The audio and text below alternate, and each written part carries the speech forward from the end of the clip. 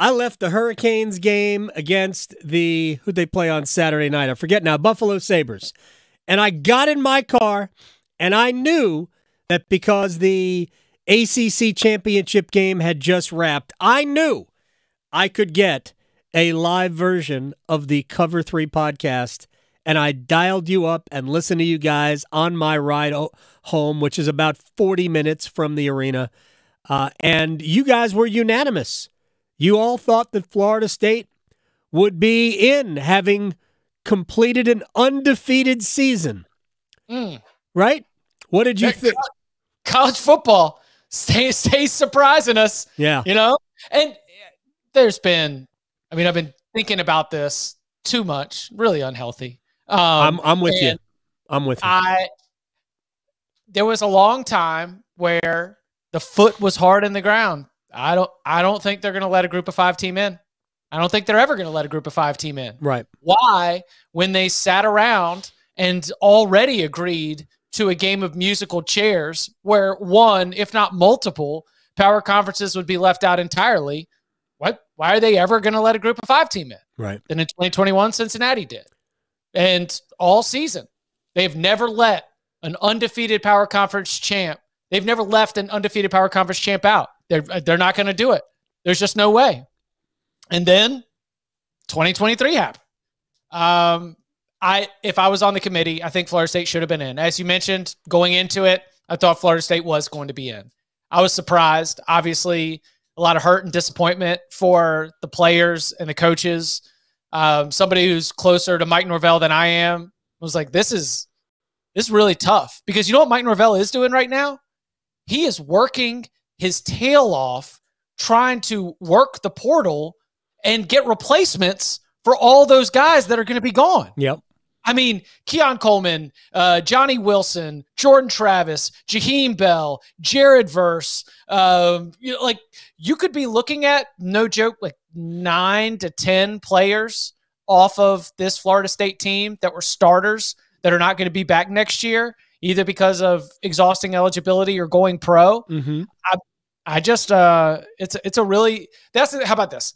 Mike Norvell was named the ACC Coach of the Year. Yep. The hardest coaching job he has is everything that's going to happen between now and December 30th to rebuild the roster and to get his team mentally prepared to play against Georgia. Because if they get the doors blown off, then everybody who was trashing them on Saturday night and Sunday gets to say, well, look there. And that is unfair. That is totally unfair. It's unfair both ways. Even if Florida State were to beat Georgia, it's unfair to assign any meaning to this game. I said this immediately because I know how this is going to be spun. But let me ask you this. If you were Jared Verse, if you were, number 55, that absolute monster in the middle. Braden Fisk is probably like I think that they will have 9 to 10 significant opt-outs for the bowl game. Right. So it's not going to be the same team at all. If they were playing in a semifinal game, those guys would all play. But I wouldn't play in an Orange Bowl. And I actually thought, because the level of disrespect was so extreme, I wouldn't have blamed Florida State a bit if they just went, you know what? Nah, we're not into it. As much as I would love to engage in fantasy, there are members of the Orange Bowl committee that are Florida State power players. I'm sure. You're not. And that's the other thing too. It's a little bit of a pre-BCS throwback, this conundrum that we're in. Like, everyone's already mentioned 1993 Florida State National Championship. There was another team, Notre Dame, which beat Florida State that, didn't get an opportunity to be able to be declared national champion the same way we used to declare it. But it's a throwback to the pre-BCS days in that those bowl games were always just trying to organize the best matchup. Right. It was much closer to boxing or wrestling than it was to the playoff bracket format that we are used to in college basketball and in the NFL. And I think that's what the committee did. They treated it like it was 1995 again, and we're just trying to seed the best matchups for the Rose Bowl and the Sugar Bowl. Well, it's because the sport of college football up until the BCS era was not a national game. It was a regional game. Like, if you ask anybody who was really into college football, and I'm not talking about fans, although fans probably were the same way, it was about, we're just trying to win our league. If you're asking about a Big Ten or a Pac-10 school, it was before Pac-12. We're just trying to get to the Rose Bowl. Right. We didn't care. Anything else that happened was gravy. It was actually referred to as the mythical national championship because there was no way of. We had split champions several times. I remember a year, and I only remember this because for some ridiculous reason, at a young age, and I've always been in a way a Southern Cal football fan. I loved student body right. I was such a huge fan of the I formation and tossing the ball to Marcus Allen or whoever their running back was, Ricky Bell, and watching him go. Yeah, well, that's a little bit before my time in terms of a college football fan. But come on, I'm in my 50s. There was one year where Southern Cal went to Alabama, beat the Crimson Tide, and did not get crowned the national champion in favor of Alabama when they both had the same record at the end of the season. I don't understand how that happened, but it was all mythical. Southern Cal got one poll, Alabama got the other. I think it was 73. But so that was the sport. It was it was a regional game more than anything. And once we got to the BCS, it became only about winning a national championship, which is really why the sport has gone to another level. On Sunday's show, the one that we reacted to live, we went live at 12:15, and like kind of a haunting experience to be face to face with Danny Cannell and Bud Elliott watching that show live. Right. So in Sunday's instant reaction show, it was processing a lot live, but at the very end of it, Tom just went off, and he had about a 2.5-minute clip, and it was like a plea to fans who were feeling cynical, who were feeling nihilistic, who were, just feeling like this was a real disappointment by the sport. And the plea was, this sport was never about the national championship, and it should not be about the national championship. This is about your relationship to the sport on Saturdays. It's about beating your rival, contending in your conference, winning your home games, and how you feel watching college football. And that should be the only thing that matters, because the sport is not about the national championship. It's not the reason why we grew up loving it. And don't let the college football playoff or the playoffs expansion lead you to believe that anything about this sport, the true fabric and DNA of it, has to do with the national championship. Except that that's what they've done with it. I mean, I agree with Tom Fornelli, and I've talked about this before. What they have done, what the power brokers have done, because of the extreme amounts of money that it has created. We've destroyed the fabric of college. Really, it's college sports too, with all of the conference realignment. We completely destroyed the fabric of it. We destroyed the relationships. We destroyed rivalries. We destroyed associations. We have bastardized all of the travel and all of that. We don't care. They don't care about the players. Every single administrator that talks about the student-athlete experience makes me sick, because it has nothing to do with that. It's only about how much money we can make, and that's where they've taken it, and they've traded the game, the sports, for the playoff. So we're going to get, nobody's saying that a playoff won't be exciting. It'll be hugely exciting. But they're trading, for the most part, the season and everything the season represents for 3 weeks. And some people like that, some people don't. I find, from my own biased experience, great comfort growing up here in the Triangle. Because you know what I have never experienced in my lifetime? Championship team in the Triangle. And I love college football. This is good point. Like the college football experience that I have had, my selfish Chip Patterson experience, has never been in close proximity to a championship contender. And I love college football. Right. And I think that more people do exist out there. And that's why my message, if you are a little beaten down or discouraged, that, every Thanksgiving night, Ole Miss and Mississippi State fans get together, Some of them in the stadium in Oxford or Starkville, right, and some of them, around their own family gatherings to watch that Egg Bowl, and they are never sniffing a championship. Agreed. But they love that game. They hate each other, and there is nothing that they want more or less than to win or lose. And there are examples, obviously, like you mentioned with conference realignment, where even that is being split up. Props to Washington and State committing to the Apple Cup moving forward. But, winning the conference, that's the next best thing that you can do, is just be thinking about ways to contend. I mean, when Iowa clinched the Big Ten West, they were legitimately happy. That has been unwatchable football for 2 years. Longer. But there was joy. Like, those players experienced real joy about the chance that they were going to get to go play for a Big Ten championship. So really, really tough for Florida State. Very interesting to see what Mike Norvell is able to do with that crew, and disappointed in the college football playoff process. But like you said, Michigan, Alabama, it's a Rose Bowl, TV show, New Year's Day. I mean, mainline it. Yeah, it's a TV show. I mean, look, it's awesome. That is a great college football matchup.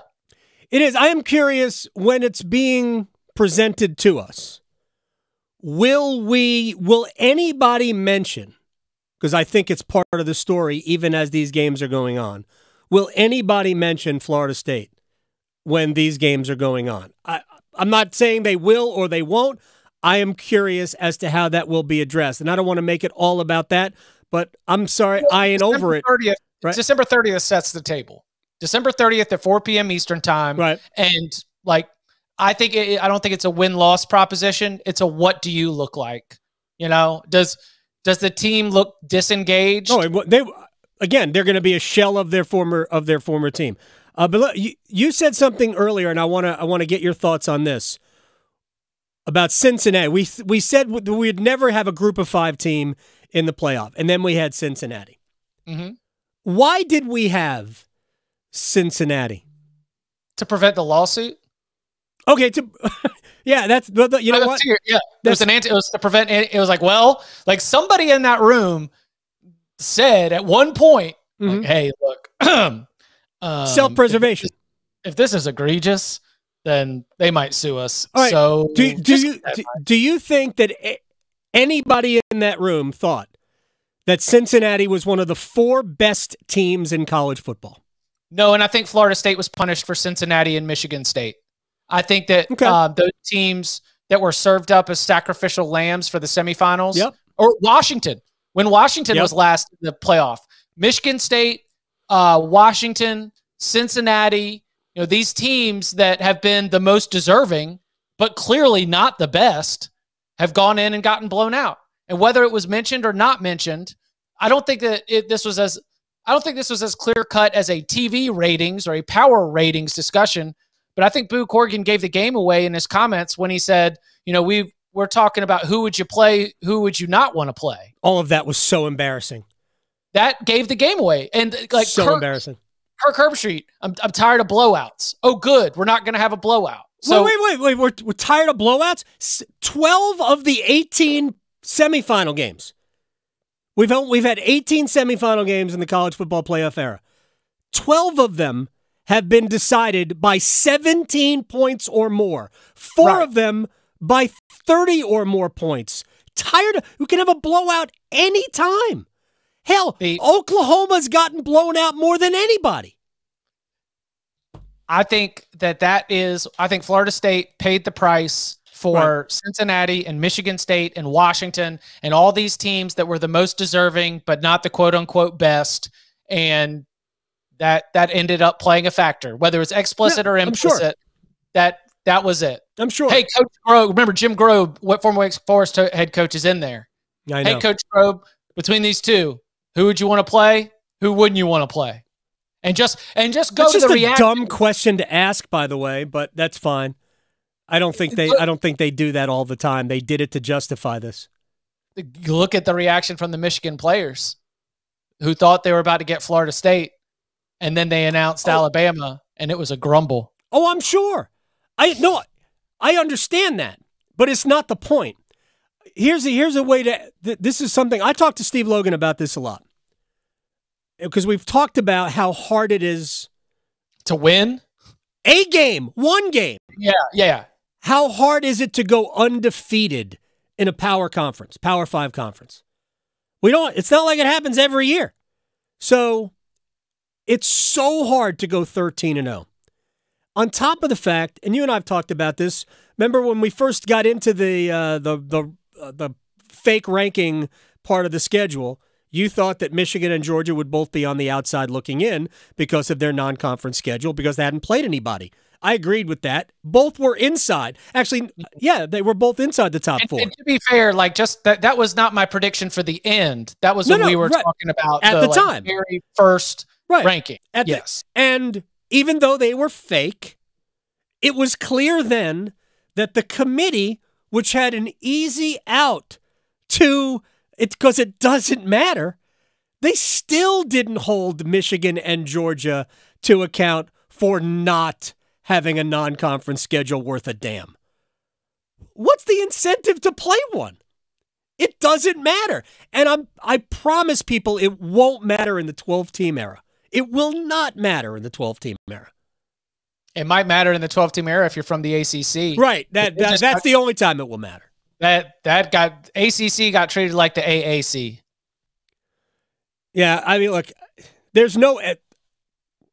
That's the way people are processing it, and I don't know that anybody is wrong to process it that way. But everything that was said was that this was always about only Jordan Travis's injury. Maybe it wasn't. Maybe the entire Florida State's entire resume was devalued because they play in the ACC. But they beat a better team than Michigan beat at the end of the season. They had more wins against Power 5 bowl teams than anybody in the country. Yeah, 8. Yeah, 8 of them. I don't know what you want. There's just no justification for what they did other than, I think, just because this is my answer to that. I don't want to. I guess I've already belabored the point too much, but I think the answer, why did they put Cincinnati in a few years ago, was that they had been hearing for a long time that it was unfair to Cincinnati, to a team like that. They had been hearing because it's been on TV forever. And we have heard that basically you can't have a college football playoff without the team from the SEC. Alabama argued that they were one of the top 4 teams last year with 2 losses. And there were a lot of people that believed it. Because Alabama says it. Nick Saban says it. Oh, they're one of the best 4 teams. Nick Saban believes it. And there was a PR campaign going on for the last week about how great the SEC is, and I ain't saying they're not. And then if you watched the ACC championship game, it was a 3.5-hour infomercial for why Florida State didn't belong. I thought that was embarrassing. If I'm Jim Phillips, I mean, I'm lighting up ESPN based on what I listened to. Jesse Palmer and Joe Tessitore just trashed Florida State for 3.5 hours. I thought that was an embarrassment. Here's what's difficult about that. So ESPN pays the ACC, right? Yeah. ACC doesn't pay ESPN. No, they share the revenue for the network, but yeah, ESPN pays the ACC. They can do what they want. I was at the NFL draft once. I was with an unnamed reporter. Right. For an unnamed company that I was sitting beside at the NFL draft. Right. And they were getting scoops on the draft picks. Sure. And an unnamed commissioner was not happy. Yep. And I saw the button get pressed. Mm-hmm. I'm not going to elaborate, but I don't know if the relationship between the ACC office and ESPN works in that direction. I don't know if Phillips can press the button. Oh, no. On ESPN. Nope. Cannot. Yeah. Cannot. The ACC is definitely a second-class citizen to the SEC on that network. There is no question. Pick up the phone and they're like, yeah, hold on a second. We'll put you on. Dun, dun, dun, yeah. ding, ding, ding. Yeah. Jim Phillips he has to wait in the lobby. Yeah. He has to wait in the lobby. Greg Sankey has a private elevator. Chip Patterson. No, what? No, we got to stretch. Do you put anything, and I'm asking this honestly, I'm not just trying to stoke it, because do you put anything behind the idea that the consternation and the instability caused by Florida State University on some level had less people rallying to their cause in that room? No, not selection committee. I'm talking, because you're talking about politicking. You're talking about, the SEC ran a very successful political campaign. Mm-hmm. Do you think that if that is, if that is NC State, if that is somebody who supported expansion, somebody who wasn't putting up all the stats about how much better we are than the rest of this conference. 5.07 million people watched our games, our last game, right? No, I see. Paul Feinbaum said something about that. Look, I get that Florida State's hated in some circles. I'm amused by their level of self-worth, but I don't believe that played a role in this. Not at the choosing you for the playoff level. Because my reaction is no, not the choosing. I'm talking about the outside, because there has been the reaction. Why, you get what you pay. You deserve this because you've been such a jerk. Why the ACC after the Florida game wasn't just like, hey, no, we're gonna be everywhere. We're gonna be beating the table, and we are gonna say the games have to matter. The soul of the sport is hanging in the balance.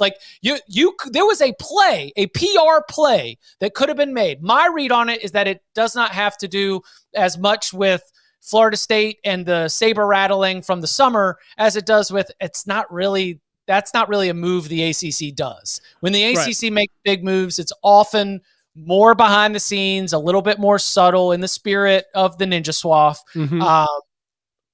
But all right. So now that I know where your thrust is, we have heard zero, which I think is a little bit embarrassing, from Jim Phillips. Nothing. I mean, they released a statement. That's it. Nothing. And this unfathomable. Yeah, I can't. I'm shocked that you couldn't fathom this. Really, you could not fathom this. No. It's be on camera somewhere doing something. Be available to ESPN Sunday to slam the committee for this. I mean, wasn't he at the game Saturday? I assume he was at the game Saturday night, but we be on camera. Cameras in this building. Point one of them on me. Let me get real close to it. Be on camera Sunday after the announcement and slam the committee for disrespecting every single player who plays for Florida State or practices for Florida State, and the coaches who put 4.5, 5, 6, 7 months of work into that, and they have it peed on. So yeah, I mean, we should have heard something from them, but I also think that the other coaches, I'm kind of disappointed that we haven't heard from Dabo Sweeney, from Mac Brown, Dave Dorn. Anybody with a pulpit should have complained about this. And it shouldn't even be just in this league, but this league should have caped up for each other. But I go back to what Mike Krzyzewski has been talking about for years. How come we never talk about how good the league is? Mm-hmm. Why don't we have what? And it's not the nature of the ACC. Is that fair? That's what I was saying. It's just not something they do. Not something the league does, right? It's only something that other leagues do. The Big Ten is, I've talked about this with you. Big Ten is the greatest scam in college sports. It's a mediocre league with two great teams at the top, and Penn State in their draft. I think Penn State's just okay. I don't think they're great. A big school, great stadium, great tradition, but they're just okay. Everybody else is trash in that league. But they've got two great teams, so that's respectfully disagree. That is a conference that is rich with tradition. filled with alumni, and they are all over the country. Big enrollments, big schools, and at 3:30 p.m. Eastern Time next fall in 2024, when you hear that, it'll be for the Big Ten on CBS. You are the absolute best. That's why I hurt myself from smiling at whatever 40 minutes after the hour on Wednesdays. Chip Patterson, CBSSports.com, Cover 3 podcast. Thanks, man. I'll talk to you later. Sounds good. Y'all be well. Tremendous. Absolutely tremendous. Seriously, I hurt myself smiling. Here's the thing. Chip's great. What's above that? That's where Chip is for me. Man, you put a bow tie on him too? Whoa. Was he wearing a bow tie today? I didn't look at the screen. I don't think so. I was staring at the camera the whole time. But when he wears bow ties, Chipalytics is on point with bow ties. Amazing. Because I know this goes right to YouTube. So it'll be up on YouTube very soon. I think I'm through with the conversation about Florida State getting screwed. I think people who do not have an agenda in this. So if you're a college football broadcaster who's going to be dealing with these games, or if you're going to do college football shows on ESPN for the next however many weeks before these games are played, they have an agenda. If you don't have an agenda, I just don't know.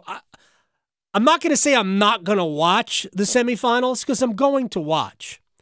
But I am going to watch with a critical eye and ear about how they are discussed. Because the fact that Florida State's not there, and I don't care. I don't like Florida State or their fans or anything about them.